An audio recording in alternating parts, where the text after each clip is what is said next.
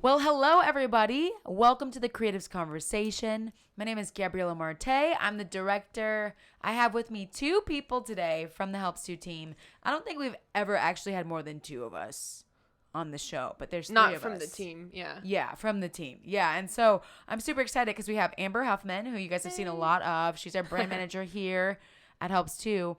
But today we have the amazing remote chiming in Grace Robinson, and she is the content supervisor here at Helps To. And Grace is just a phenomenal person. I enjoy Grace so much, but even more so, Grace and I have been working together personally for what, Grace, like 8 years, 9 years? 8 or 9 years now, I think. Yeah, it's been a minute. Yeah, it's pretty cool. It's been a hot minute. It's been a hot minute. But yeah, welcome, Grace. Welcome to the Creatives Conversation podcast. Thank you. Yay! I'm happy to be here.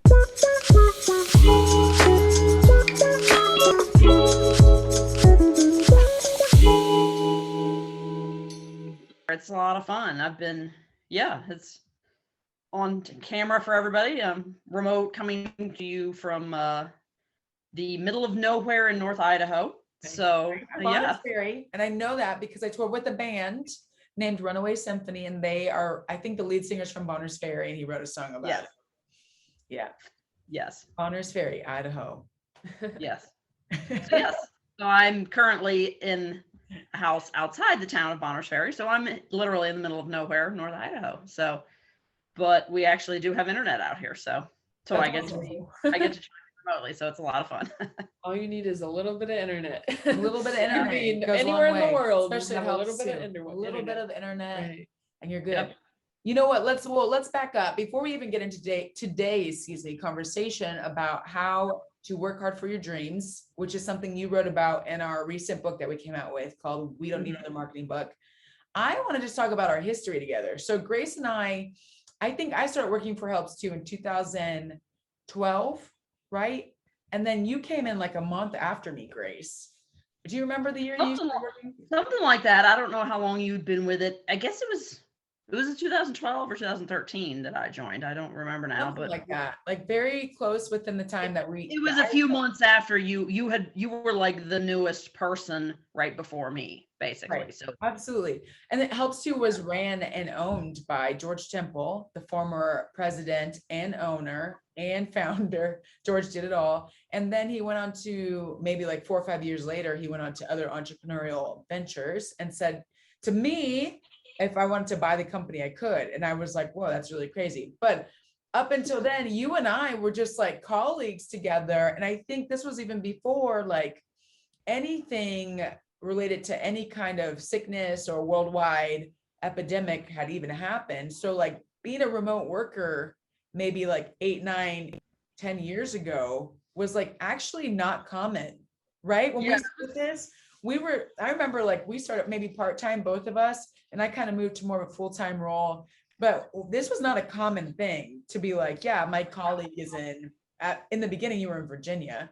yeah. And then you moved to You Idaho. were in California at the time. So we were like, yeah, now I'm in Kansas City. Yeah.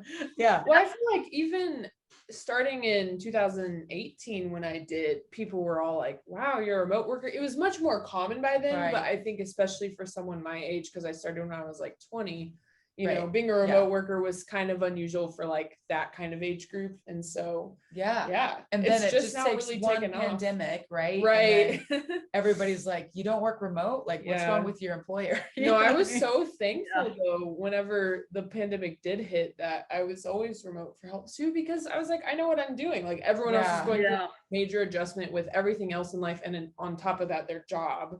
Right. And I'm like, well, my job has been this way the whole time. So. Right. And I got a lot of questions. How's your company doing ever since the pandemic broke out? And I was like, nothing has changed for us. In fact, we're getting more business because people are freaking out right now. And people are online more. Yeah. And people are online. So they're like, we need more online marketing. It was like I won the Grammys as a marketer. You know what I mean? It's the worst thing to say, but like, that's terrible. I feel like I went from doing things, and I would do live videos all the time and post. And even as a musician, I was like always online posting things, doing live videos.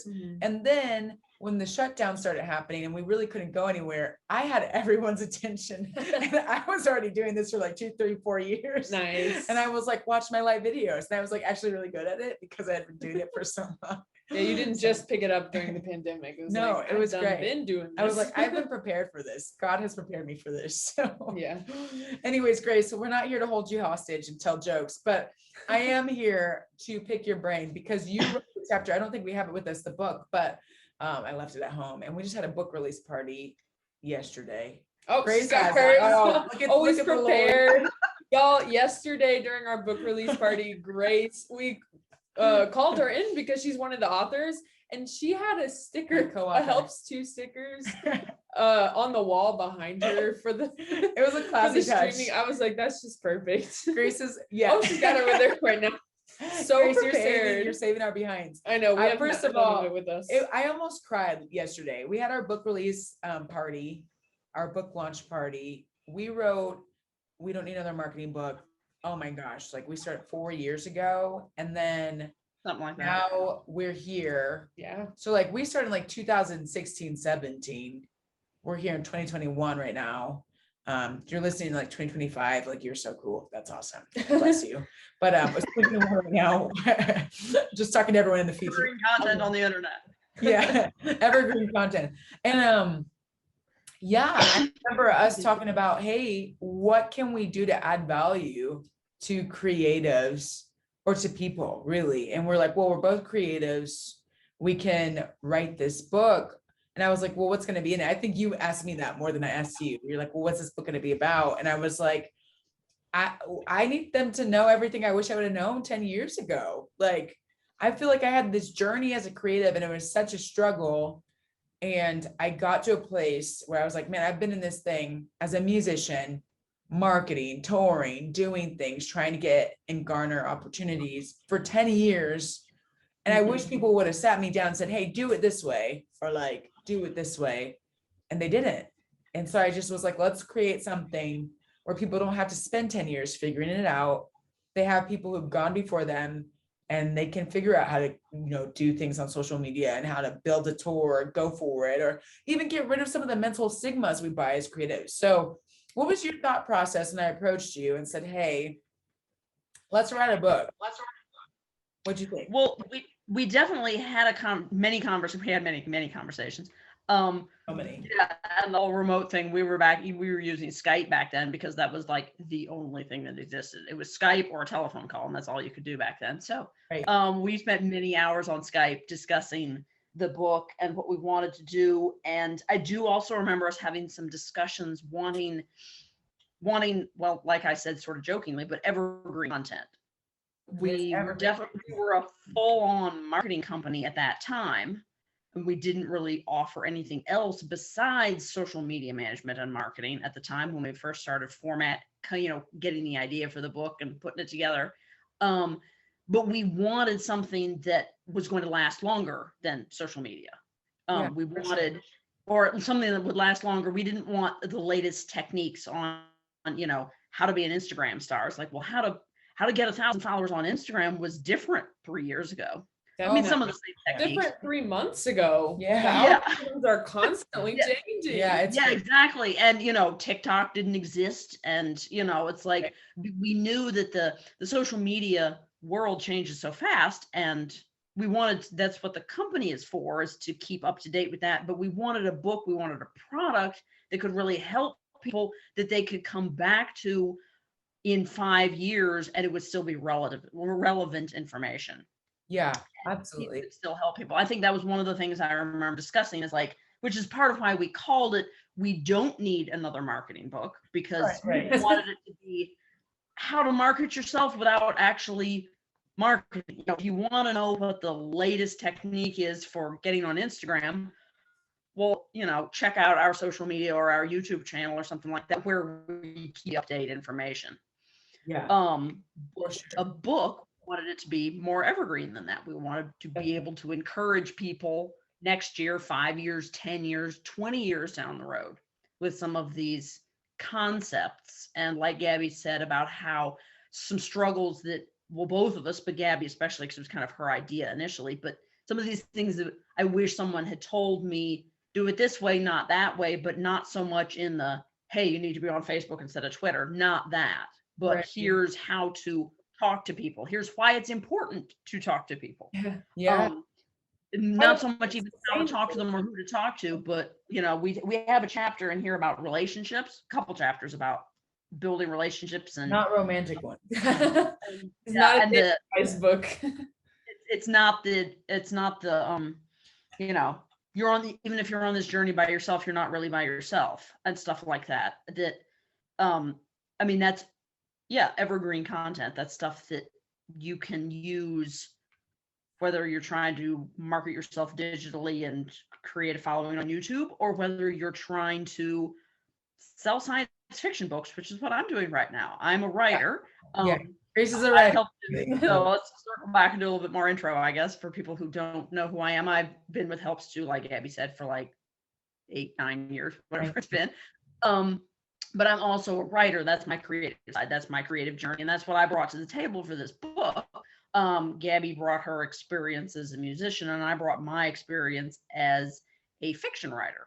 So I write science fiction and fantasy outside of doing. You're a published author too, which is like, I am, yes, self-published, but I have like how we just disclaim ourselves all the time. Like, I just write it. No, you're a published author. You know what I mean? That's definitely a big difference. I actually just published another book last week. I put up my first novel. I've had a bunch of short stories and novellas up, but this was the first novel book, so I just put that up. So that's awesome. And I'm working on a paperback version right now. Everything's still in ebook format, but it is published. It's on Amazon.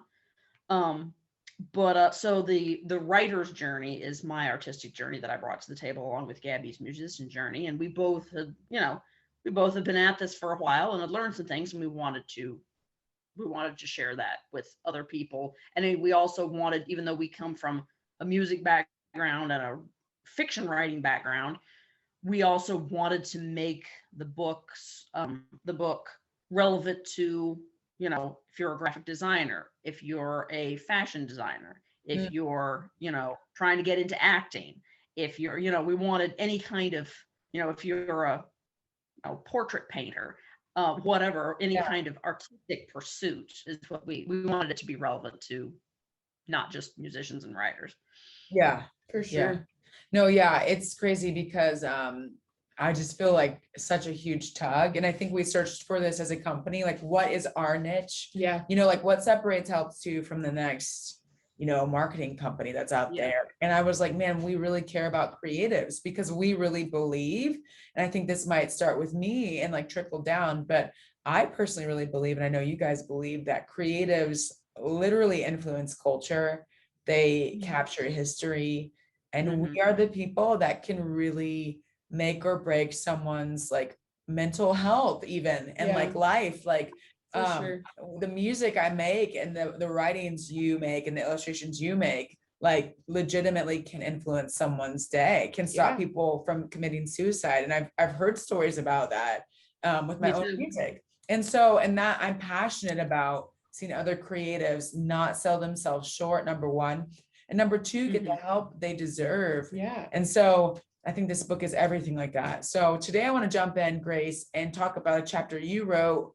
And it's kind of us twisting it, not to just talk about the chapter, but I just want to pick your brain. So this is not in the book per se, but the concept is in the book, about working hard for your dream and not like waiting for it to just arrive. I think when I first started music, I hate to admit this, but I really thought that I would just, one day it would just happen. Like, and I see this in all areas of life. I know people that they believe one day they'll just meet their spouse and that's it. And they don't have to do any work. And that could happen, but that's like the 2%ers where they're just like walking through the grocery store and like cute guy says, hey girl, you know what I mean? And then like they're married in 5 months. Like, the reality is that a lot of people get on a dating site, and 50% of marriages and just dating relationships, if not more, probably after the pandemic, because that's a stat before the pandemic, come from online relationships, like online dating apps and whatever websites.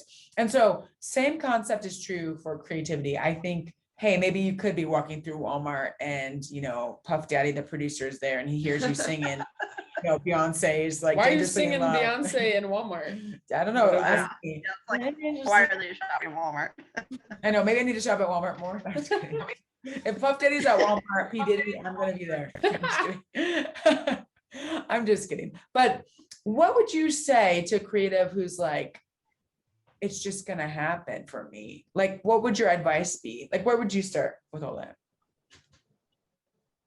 Gosh, I don't know. I have experienced that, definitely. And every now and then I still, daydream about it a little bit.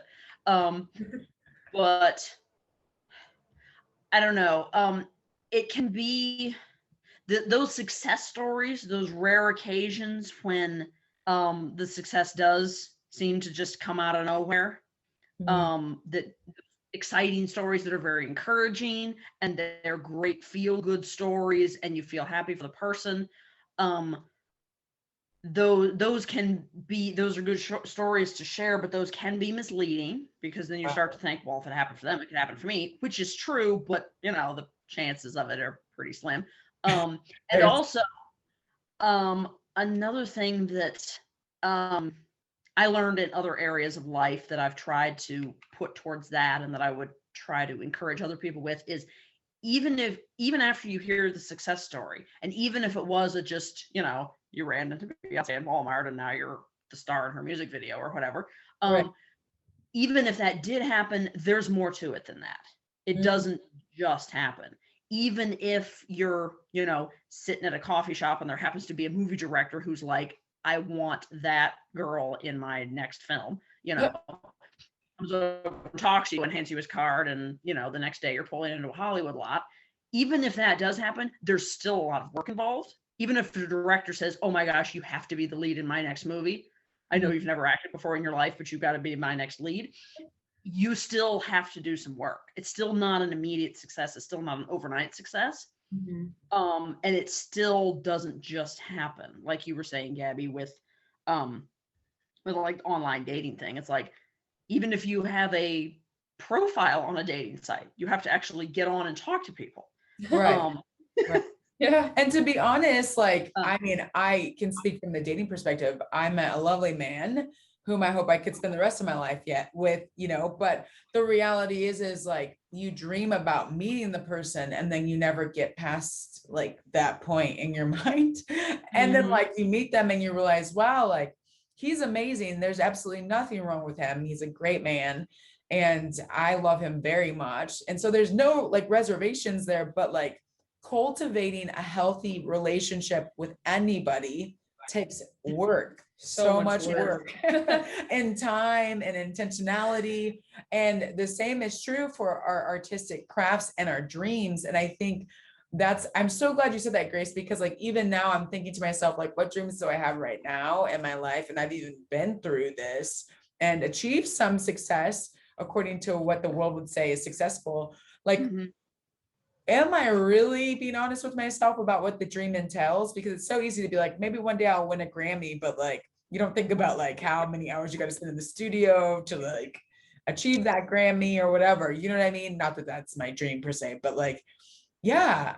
So where can a creative start, like in terms of like readjusting their mindset? Like, what should you be thinking? Like, where should you focus, I guess, is my question. Well, I think you actually said it, intentionality. I think that's the biggest thing. I mean, because whatever it is you want to accomplish in life takes work, and probably more work and harder work than you think it's going to, no matter what it is. But I think intentionality is where it begins in your mind, is thinking about it all the time, and every decision that you make, not that you necessarily, sometimes a dream can be literally all consuming, and sometimes even if you want it to be all consuming, it can't, because you have other responsibilities in your life at that season or whatever. But even so, it still needs to be, every decision that you make, little or big, needs to be intentional. Yeah.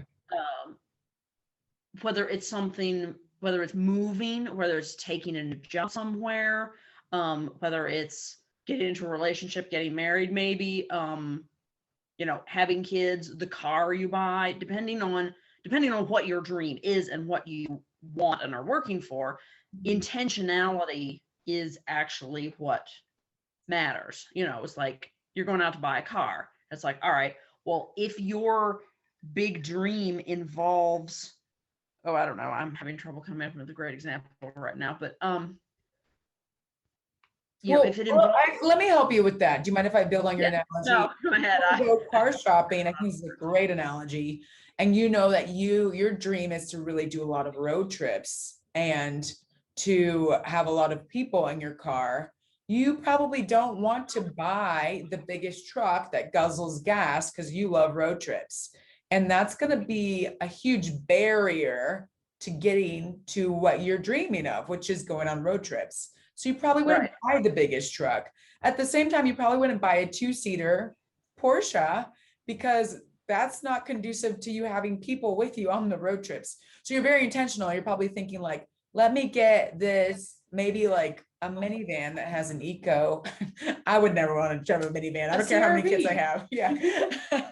I'm not a minivan, but like a sedan that holds 4 other people. You know what I mean? And so, and can get 30, 40 miles. The intentionality, like if you want to be a travel blogger. Let's say you want to be a travel photographer and a travel blogger. And it's like the people who just, they get themselves a camper van and they travel around and live in their camper van and whatnot. It's like, well, they bought a camper van for a reason. Not every travel blogger, however, lives and drives around in a camper van.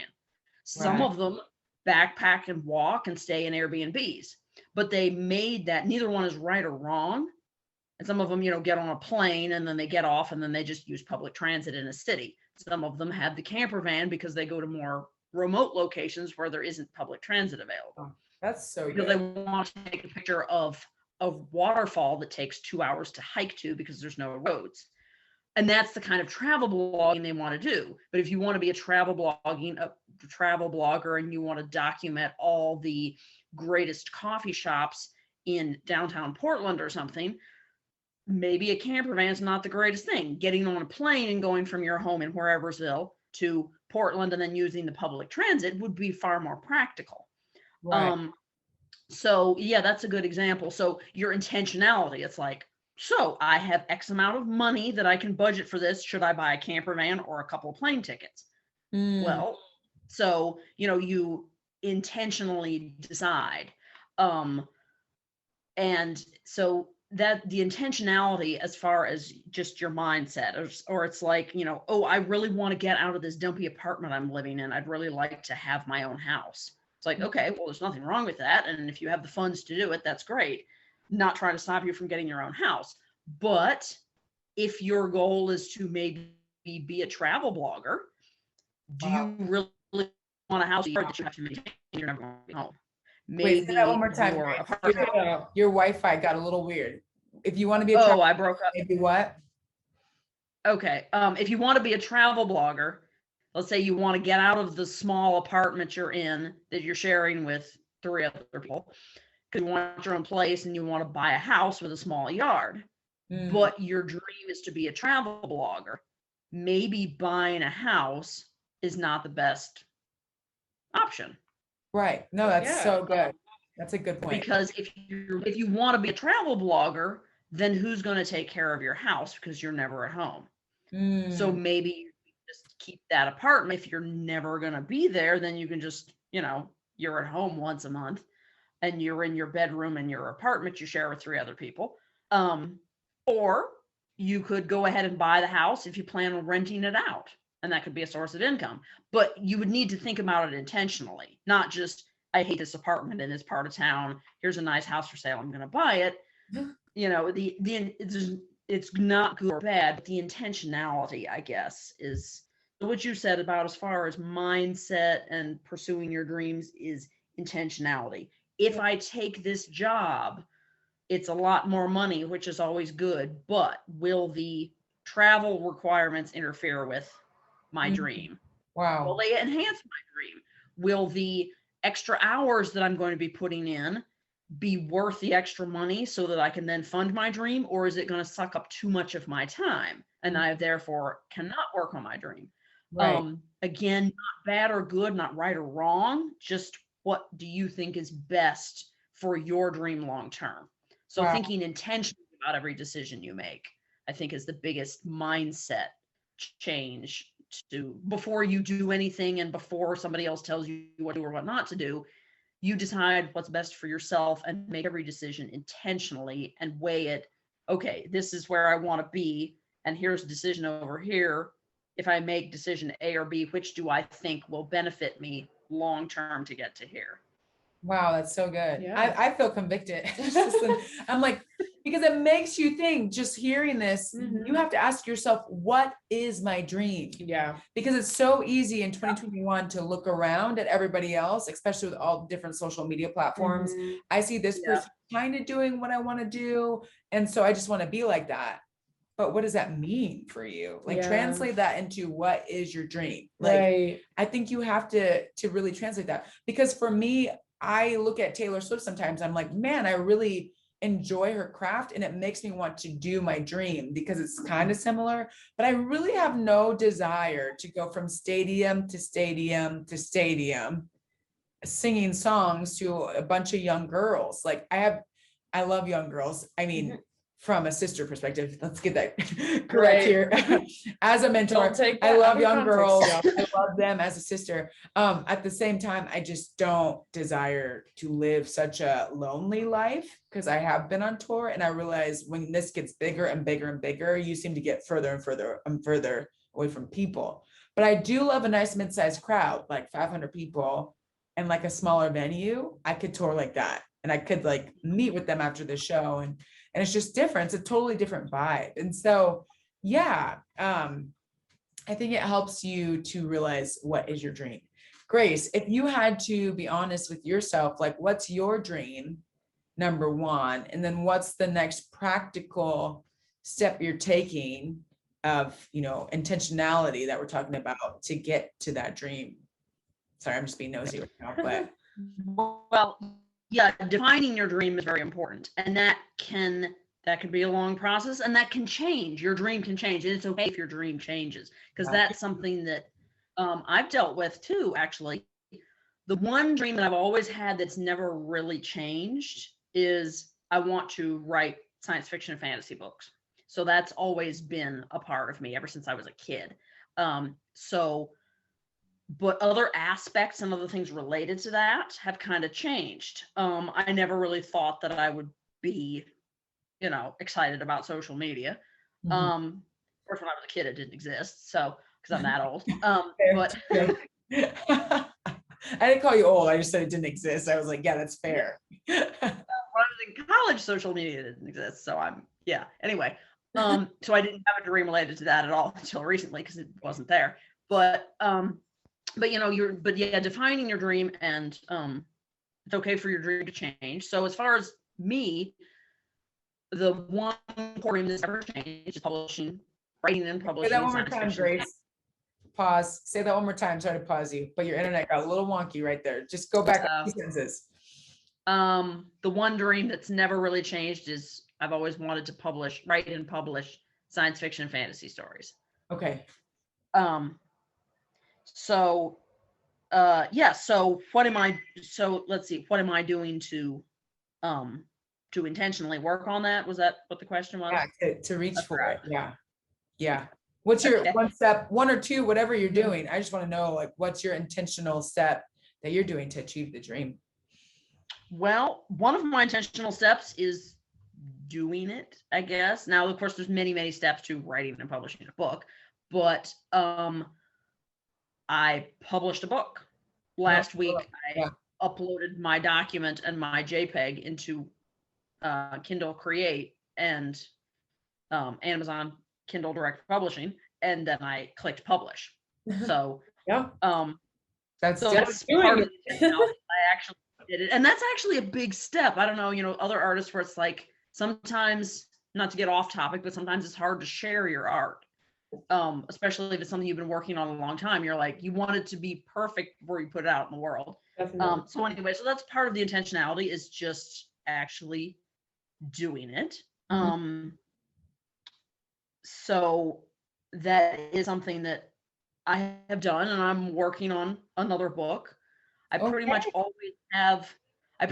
always have a story that I'm writing. Not every story that I've ever written is ever going to see the light of day, and that's okay too. And that's something that, I don't know, initially I didn't want to share anything, and then I thought I was required to publish everything, and I'm like, no, both of those are wrong. But as far as working intentionally on my dream, I'm always writing something. Not every single day, but Right. I'm always working on a story or idea in my head. I always have a document or manuscript that is active. Yeah. That's so Even simple when you say that. Yeah, so even if many weeks goes by and I haven't actually published even a blog post, or I haven't done much in my way of my social media to promote my writing, if I haven't, clicked publish on a book, I haven't sold any books in a while, whatever the case might be, even if it gets slow in that way, there's always something that I'm working on, at least the back of my head, if not actually making notes, doing some research, jotting down ideas, something.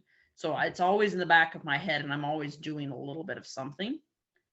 And I think that can relate to any other kind of art.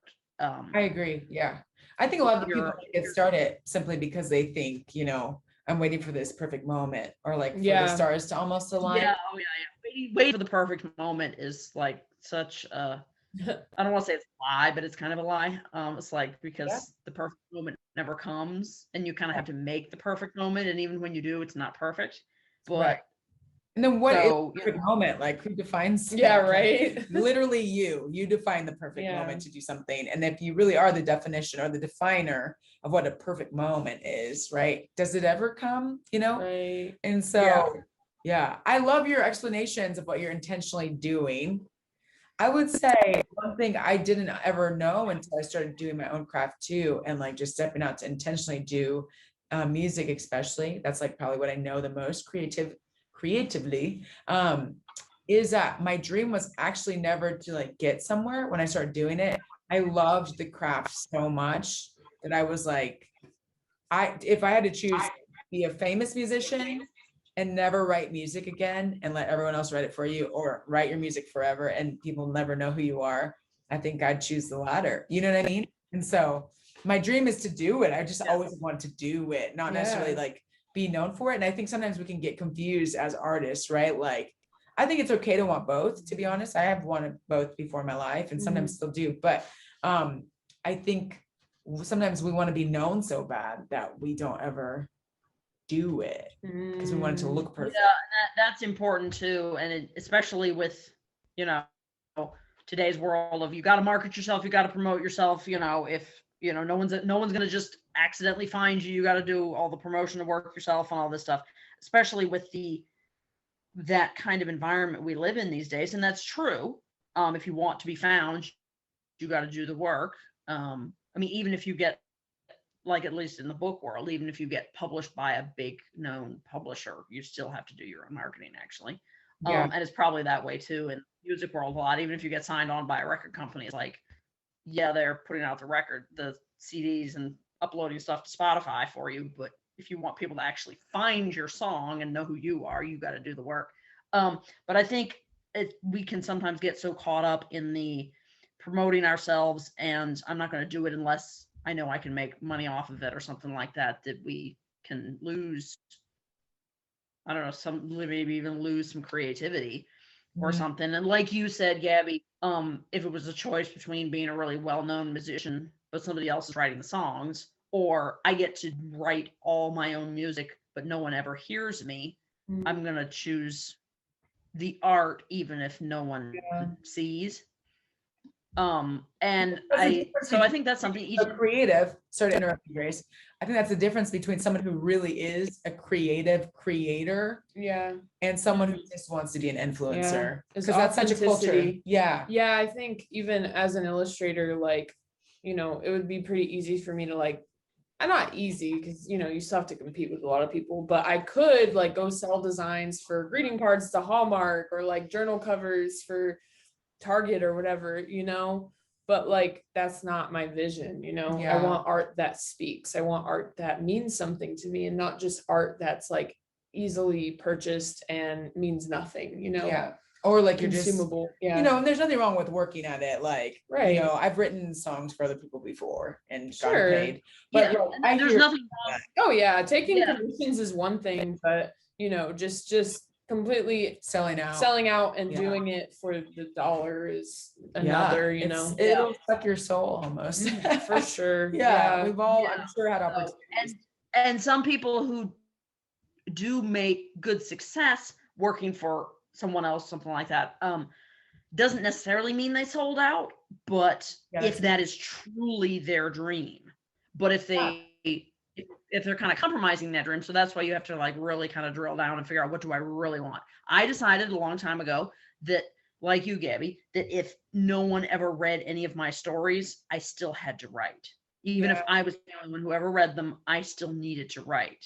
Now I decided to go the self-publishing route because I did want to share my stories, and I'm still going to find various ways to share it with whoever might want to read it. But even if no one else ever reads another word I write, I still need to tell these stories because they're inside me and I need to tell them and I want to tell them. Yeah. So I want to write the books that I want to read. And if I'm the only one who ever reads them, then that's okay. Yeah. I want other people to read them and enjoy them. But like when I was in college, actually, sorry, there's a fly in here. When I was in college, actually, I got an English and creative writing degree in college. And I toyed with the idea of getting an internship with Marvel Comics in New York. Wow. Because I thought I would love to be a comic book writer. And honestly, I'm glad that now looking back, I'm kind of glad that I didn't pursue that route, because I think, and kind of the reason I didn't pursue it really hard at the time, even though like my advisor and my parents were kind of like, well, you love writing and you love comic books, so why are you not working harder at this? But I kind of realized that if I did that, and if I did succeed, and if I did amazingly, I actually become a staff writer at Marvel Comics, I wouldn't actually be telling my own stories. I'd be writing, and I wouldn't even necessarily be writing about characters I enjoyed reading about. Right. I might get assigned to some new comic book or some other comic book with characters I didn't read, and then I have to write about characters that I'm not interested in, or write about stories that they tell me to write. It's like, okay, here's what's going to happen. Now you write it, but we need to have this character do this, and this character has to die, and we're introducing this character, and you know, this blows up. I'm like, but I don't want to do that. But if I'm a staff writer at a comic book, and this is not like a crack against Marvel Comics, or else I'm using a brand name here. So whether it's Marvel Comics or DC or writing for Disney or whatever, it doesn't matter. And none of those are bad companies. And I'm sure there's lots of the staff writers who love their jobs, and they're obviously very talented. We all just gobble up their stories. But I decided it wasn't for me. Yeah, sure. So if someone else, if that's truly their dream, it's like, I truly want to be a Disney songwriter, there is absolutely nothing wrong with that, and you should pursue it. But if you decided that, you know, I want to really write my own songs, I don't want to write the songs Disney tells me to write, that's okay too. But you have to decide within yourself, which do you really want to do more? And I decided I really wanted to tell my own stories more. So I decided not to pursue an internship and potential career with a comic book publisher. No, that's so good, Grace. Neither good nor bad, and nothing against the comic book publisher. Right. But I just decided that wasn't what I wanted to do. That wasn't really. I will say, I'm sure there's people out there that are like, well, I'm not really sure what my dream is yet. Like, and my advice would be just go start something. Go try something and start making your own analysis or analyses, whatever you want to say, about how you enjoy it or don't. You don't know that something's for you, and this is hard for people because people are so like prideful sometimes. Sorry, if you're like this, then you just got called proud. But it's not me who called you personally proud. You kind of associate yourself with it, so it's not my fault. But we can be prideful sometimes and say, no, I know what I like. I'm like, but you've never tried it. Yeah, like, my little Trying perfect case of like, I don't like that kind of food. I'm like, but you've never tried it. That blows my mind. I'm like, how do you know? You've never tried it. Yeah. You just look at it and you're like, I don't like it. Yeah. How do you know? Because you liking this piece of food has nothing to do with your eyes. It has everything to do with how your mouth encounters it. Yeah.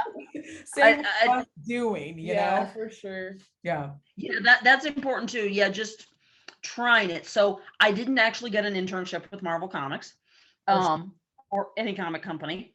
But so you could say I didn't actually try that. But I did, however, know enough about the industry at that point to know that I wouldn't be telling my own stories. Yeah. So I guess you could say I didn't really try it, but I did make an intentional decision, and I did like do my research. And I knew enough about the industry from having read comic books when I was a teenager, and then starting to research the industry as I was in college, and started to learn that, you know, if I got an internship, yes, I could have learned a lot and I probably would have enjoyed myself, but I did know enough to know that I don't think this is what I want. I wouldn't be able to tell my own stories. I might have some input, but if the marketing team decided that this character was hot and was selling right now and needed their own individual comic title, and I got assigned to write it, I would be writing it even if I hated that character. Right. Yeah. Absolutely. Stories, or was loving this other title I was on and they moved me. It was a job and I would be shuffled there. So, but as far as trying things, that's true. You should, if you're not sure what your dream is, at the very least do research.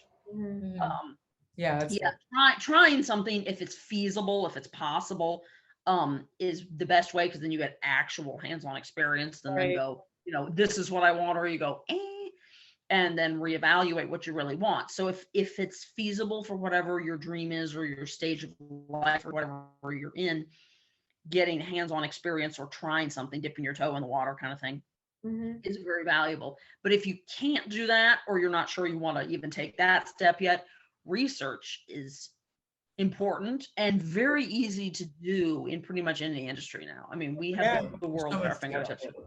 Yeah, for sure. So it's pretty easy to research whatever it is, get in touch with other people who are working in that industry or doing that you're kind of thinking about. That's really important, to be able to communicate with people who are already doing this. And that's pretty easy to do actually now. Yeah, social media. There's so many big name people in every industry who manage their own Twitter feeds. Yeah, it's true.